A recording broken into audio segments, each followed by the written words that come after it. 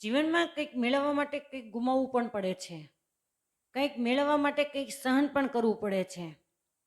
કેમ કે લક્ષ્ય જેના ઊંચા હોય અને મસ્ત હોય, બસ જિંદગીમાં પરીક્ષા એની સખત હોય છે.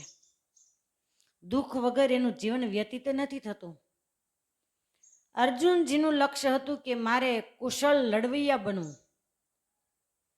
તો ડોક્યું કરો એના જીવનની અંદર કે દુર્યોધનનો કેટલો માર સહન કરવો પડ્યો. લક્ષ્ય તો એકલવ્યને કે લડવૈયો બનવું, અને એ લક્ષ્યને પામવા માટે દ્રોણાચાર્યજીની માટીની મૂર્તિ બનાવી અને જ્યારે સિદ્ધ લડવૈયા થયા તો પરિણામ શું મળ્યું કે ગુરુ દક્ષિણાની અંદર સપૂચો અંગૂઠો જ માગી લીધો. માટે જે મેળવવા માટે સત્ય ઉપર ચાલે છે, જે પરમાત્મા તરફ ચાલે છે, એને સહન કરવું જ પડે છે.